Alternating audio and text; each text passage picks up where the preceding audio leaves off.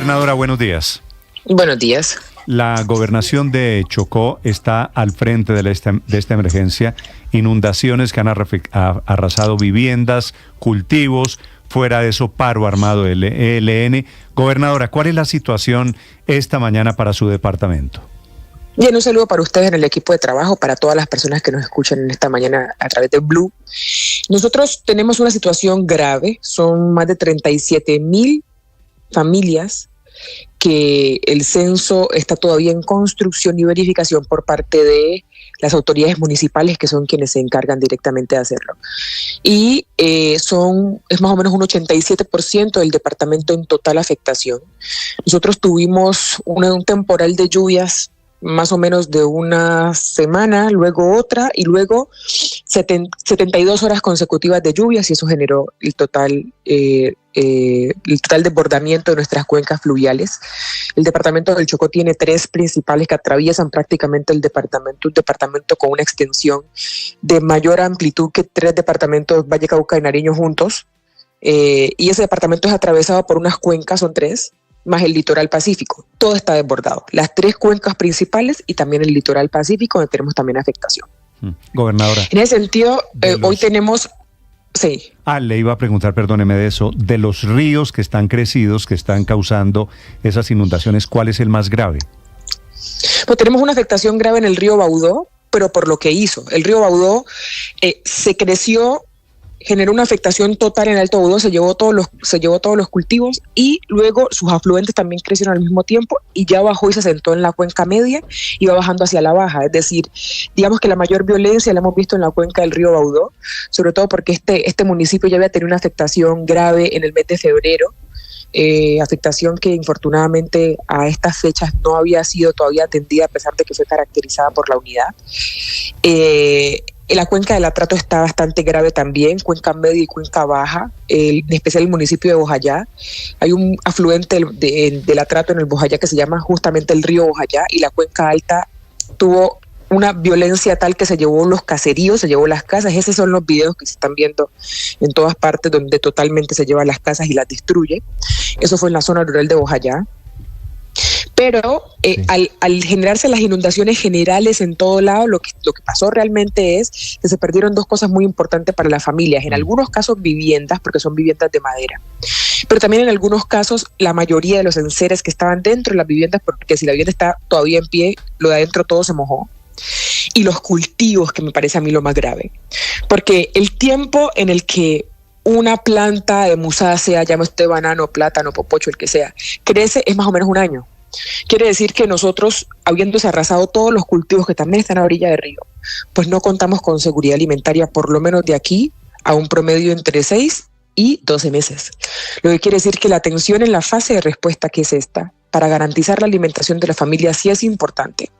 Pero también quiere decir que la fase de recuperación no puede esperarse, o sea, no puede ser después, tiene que ser concomitante, para asegurarnos que cuanto antes nosotros recuperemos cuencas fluviales, recuperemos vías que están afectadas, recuperemos viviendas, recuperemos cultivos, y pues iniciemos inmediatamente a generar una planificación de las obras de mitigación, porque la verdad es que la gente dice, pues preferimos no recibir el mercado y pasar hambre, y eso va a ser todo lo que vamos a recibir en la atención, claro, que es bastante grave. Claro, gobernadora, lo que usted nos está retratando es una situación de tragedia muy grande. El 87% de los habitantes de Chocó afectados por las inundaciones.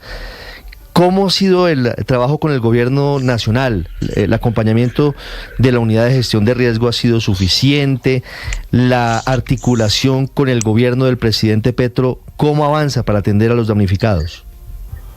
Bueno, la verdad este año ha sido difícil, porque este ha sido un año en que la unidad de gestión de riesgo ha pasado por una crisis. Nosotros comenzamos una crisis que todo el país conoció en enero de este año, con 40 muertos en la vía Quibdó-Medellín, pero pues no solamente se afectó la vía, se afectaron 3 municipios en condiciones parecidas. Y luego de esto, hay un cambio en la unidad, hay una crisis en la unidad, y hay que decirlo, administrativa y financieramente entiendo que han pasado por muchas dificultades este año, pero pues o como consecuencia de eso, más bien lo que ha pasado en el departamento del Chocó es que hemos pasado por 4 emergencias graves, las 2 más graves, la de enero y la de ahora, sin poder contar con la complementariedad al menos oportuna de la unidad de gestión del riesgo. Tuvimos una situación grave en el municipio de Nuquí, justamente en temporada de ballenas, que generó que incluso cerraran el aeropuerto, que generó que el mar se llevara al pueblo, y también nos pasó lo mismo. Es decir, han tenido ellos un año difícil, lo entendemos, pero pues las emergencias no dan espera. Y esta es la unidad técnica que se encarga justamente de la acción del Estado con respecto a la atención de la gestión del riesgo. Permítame preguntarle, porque es que le leí un mensaje este fin de semana al presidente Petro diciendo que el gobierno está y seguirá en el departamento de Chocó. Si hay problemas con la unidad de gestión de riesgo, ¿esta afirmación del presidente es relativa? No, en este momento no lo es, porque el presidente hace un par de días en sala de crisis en PMU Nacional determinó la emergencia y declaró la emergencia nacional. ¿Qué quiere decir la emergencia nacional ahora? Que todos los recursos del Estado, que todos los ministerios del Estado, no solamente la unidad, pueden entrar a generar la intervención de la atención de la emergencia si se necesita. Porque este volumen de emergencia no se corresponde solamente con la unidad. La unidad debería coordinarlo y esperemos que lo coordine bien. Pero aquí lo que viene son intervenciones viales. Para el caso nuestro, vía no es solamente la terrestre. En el caso del departamento del Chocó, nuestras principales vías son esos ríos que atraviesan el departamento de norte a sur y de lado a lado. Necesitamos un tema de adecuación y de dragado de esos ríos. Necesitamos plantear las reubicaciones urgentes, sobre todo las 2 que están en mora como compromiso de gobierno desde el gobierno pasado, que son Pogue en Bojayá y Boraudo en Lloró. Necesitamos necesariamente plantear cuáles son las obras de mitigación, porque si no, yo le cuento, esto no va a ser una realidad distinta a la que pueda pasar el año siguiente. Vamos a estar todos con la mano en la cabeza diciendo cómo se previno. ¿Cómo se previene? Se previene haciendo una evaluación correcta de la condición patológica que puedan tener las vías fluviales, porque la tienen, porque hay unas economías ilegales generando daño hoy que empeora las consecuencias del cambio climático, como la sedimentación de los ríos, como la erosión de las tierras por la deforestación. Y eso hay que atenderlo, porque no es el mismo escenario de ayer, el de mañana, porque eso se moviliza. Hay que plantear cuáles son las obras de mitigación más urgentes. A veces será movilizar una fuente de agua recanalizando o modificando curso, a veces será muro de contención, a veces serán geobox o geocajas o geobolsas, y a veces será necesariamente la reubicación, porque pues no podemos permitir que la gente, a pesar de que la gente se ubica a pie de río porque lo necesita, porque necesita el agua, porque no tiene acueducto, porque no tiene servicios, tampoco podemos seguir permitiendo que, sabiendo esto, los alcaldes lo saben, no escuchemos los alcaldes en la necesidad que tienen de mitigar las emergencias o planificar de una vez la intervención de acuerdo con el mayor riesgo. Claro. Y sobre esa planificación le quiero preguntar, gobernadora, porque es que resulta que el principal papel de la Unidad de Gestión de Riesgo y Desastres no es apagar incendios, sino prevenirlos. No es tanto mitigar como anticipar las emergencias y anticipar los desastres. ¿Cuántas personas de esa unidad estuvieron presentes en su departamento en los últimos meses? ¿Qué hicieron? ¿Qué planearon? ¿Qué obras? ¿Cómo se reunieron con las comunidades? ¿Cuáles fueron los tipos de acciones que planearon y que trazaron en la ruta, gobernadora? Ciertamente se ha mantenido una dinámica, yo creo que infortunada, porque una vez que la dinámica comienza es difícil. Se ha mantenido una dinámica de respuesta, de una vez ocurren los hechos, generar la asistencia. Para el caso del departamento del Chocó, nosotros junto con los alcaldes ya hemos recogido la información de los puntos de criticidad en torno a la gestión del riesgo, y esa información está a disposición, y hay muchos proyectos que ya están directamente por los alcaldes presentados ante la unidad. Es verdad que el punto fundamental tanto del fondo de redactación como de la unidad de gestión del riesgo es liderar una anticipación y poder gestionar el riesgo de una manera que no llegue a estas cosas, o prepararse anticipadamente para la jornada, porque pues nosotros ya se supone que estamos preparados para la niña. Esto no es la niña. Este es un temporal de lluvias que está dentro de lo normal de acuerdo con el IDEAM. Pero aún cuando esto no es la niña, se supone, nosotros generamos la preparación. El departamento del Chocó, por ejemplo, lo hizo desde mediados de año para afrontar la niña con el apoyo de la nación. Entonces, sí creemos que necesariamente el papel de la unidad tiene que mutar y tiene que pasar a un papel más prospectivo, un papel más de planificar las acciones de acuerdo con los temporales que ya sabemos que van a pasar, y con una realidad del cambio climático que nadie puede tener en Colombia. Lo que está pasando en la Alta Guajira es grave, yo no lo desconozco. Lo que está pasando en Antioquia en este momento, lo que está pasando en Bogotá, en el complejo de Chingaza, y lo que está pasando en la Amazonía. Así que realmente sí es necesario que se empiece a dotar de más capacidad administrativa y financiera a esta unidad, si va a ser la unidad, para que pueda anticiparse a lo que va a pasar, porque infortunadamente el país va a pasar por momentos críticos en torno a la gestión del riesgo. Sí, gobernadora, pero el otro tema, la otra tragedia para su departamento, hablando del caso del Chocó, es el ELN, y ustedes, producto de la emergencia del invierno, están en la fase de esperas de ayuda humanitaria, pero tienen un paro armado, gobernadora. Hoy es el 4º día de ese paro armado del ELN. ¿Cómo están las comunidades? ¿Cómo están haciendo para evacuar, para entrar alimentos, para entrar medicinas? El departamento del Chocó tiene una emergencia tras la paz, tiene una concomitancia entre la ola invernal, que tiene una dimensión mucho más grande, y el paro armado que fue anunciado y está siendo ejecutado por este momento por el ELN, ciertamente hace 4 días. Nos ha generado una afectación bastante grande a nivel de la subregión San Juan, la cuenca media y baja del río San Juan. Yo tengo una preocupación superlativa, y es las comunidades de un municipio que se llama el Litoral del San Juan, que es el que limita con Buenaventura. Pero ese municipio tiene una parte de mar y tiene una parte de río sobre el San Juan. Justamente las comunidades que están sobre el San Juan son las más afectadas por las inundaciones. Y esas comunidades solamente se pueden atender bajando por el río San Juan, que hoy no se puede, porque el paro no lo permite, o dando una vuelta gigantesca por el eje cafetero, luego el valle, luego llegar a Buenaventura y luego entrar por el mar otra vez y subir para atender las comunidades. Entonces es crítico la manera como interfiere el paro armado con la atención humanitaria de las familias. Adicionalmente, yo lo he dicho en otros momentos y lo repito hoy, el ELN no respeta, el Clan del Golfo no respeta ningún tipo de contenido humanitario ni línea humanitaria al momento de proceder. Las familias intentaron salir el día antes, del día 8, porque comenzaba el paro el 9, y los devolvieron. No les permitieron salir a buscar ni aprovisionamiento, ni combustible, ni alimento, ni nada. Entonces, hoy lo que está pasando es que en la medida en que el paro armado se extienda más tiempo, y ya que no hemos podido atender las familias ni las comunidades, pues la condición humanitaria de todos los ciudadanos que están en esa zona se va a intensificar. ¿Usted tiene alguna clase de interlocución con estos señores del ELN? No, ninguna. Pues en este país no es legal, primero, que los mandatarios nos comuniquemos con los grupos, con la sola excepción de las comisiones de paz y quien autorice el consejero comisionado de paz.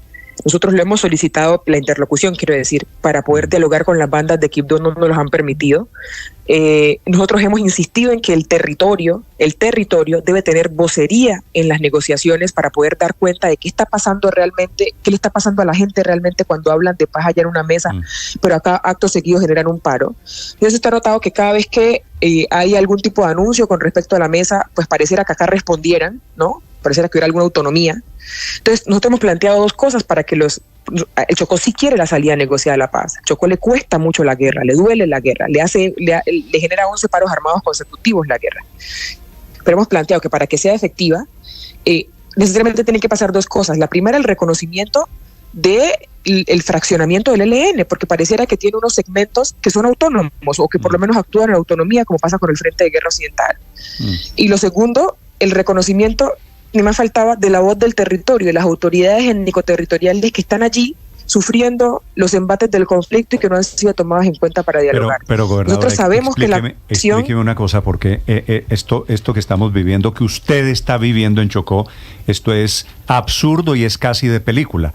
A la crisis, al drama humanitario de personas afectadas por las lluvias, por los aguaceros, por el desbordamiento, se suma la indolencia del ELN. Para estos efectos, allá en esos municipios, en el límite con Buenaventura o en el Alto Baudó, no hay Estado, no hay ejército, no hay representación del gobierno nacional que se enfrente al ELN.